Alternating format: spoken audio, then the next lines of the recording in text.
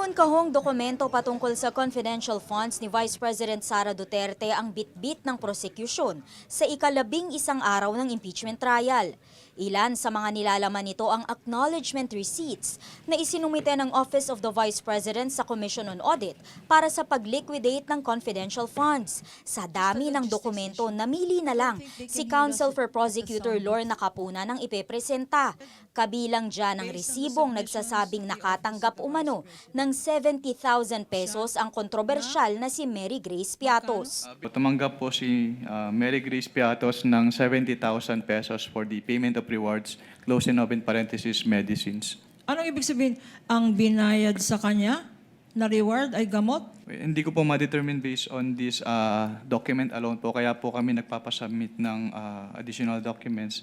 Ayon sa testigong state auditor na si Roderick Wamil, requirement sa ilalim ng isang joint circular ang pagsumite ng dokumentong magpapatunay ng matagumpay na information gathering o surveillance operation kung saan nakatulong ang informant.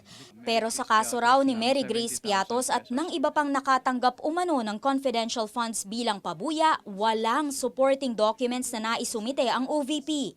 Ilan sa umano'y informant ang isa pang may apelidong Piatos, si Renan Piatos na nakatanggap umano ng 110,000 pesos at iba pang kakaibang pangalan, Nova Santos, Miko Harina, Janice Marie Revilla, Patty Ting, Andy Lim, Alejandro Piquit, Fiona Biong, Sisfronio Balsac at Gabriel Bisaya.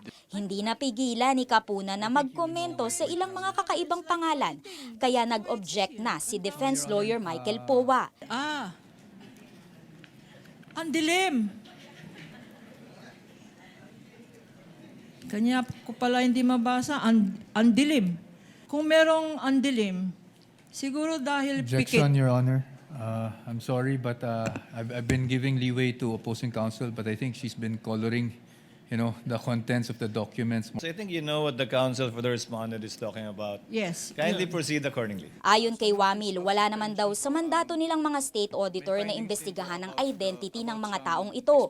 Pero sa inilabas ng COA na Notice of Suspension noong December 2023, sinabi nitong higit 3 milyong piso sa acknowledgement receipts, wala man lang nakalagay na petsa kung kailan natanggap, habang higit 25 million pesos naman ang ibinayad isang taon mula sa nakatakdang disbursement period na December 21 to 31, 2022. Si Roderick Wamil lang ang testigong naipresenta ng prosecution ngayong araw. Dati siyang bahagi ng COA Confidential and Intelligence Funds Audit Office at siya mismo ang nagsagawa ng post-audit doon sa 500 million pesos na confidential funds ng OVP sa pagitan ng 2022 at 2023, pati na doon sa 112.5 milyon na confidential funds ng DepEd noong si Duterte pa ang kalihim nito.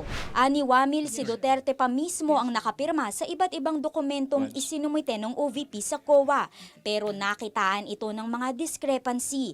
Noong unang araw, wala ni isang tinukoy na aktibidad kung saan ginamit ang confidential funds. Doon po kasi namin tinitignan sa audit ng ICFAO para malaman po namin kung yung kanilang expenses ay among the allowable expenses as provided under the Joint Circular 2015-01. Kaya naman naglabas ng Audit Observation Memorandum ang COA noong Setyembre 2023. Biguraw itong maiserve ang dokumento sa OVP dahil wala raw tatanggap, pero kinahapunan ng parehong araw nagsubmit ng Revised Accomplishment Report ang OVP. Dito na lumabas ang ilan sa mga pinagamitan ng pondo. Pero ang kapansin-pansin para kay Wamil, ang 40 million pesos para sa medical and food aid at 10 million pesos para sa mga insentibo o biyahe kaugnay ng confidential operations.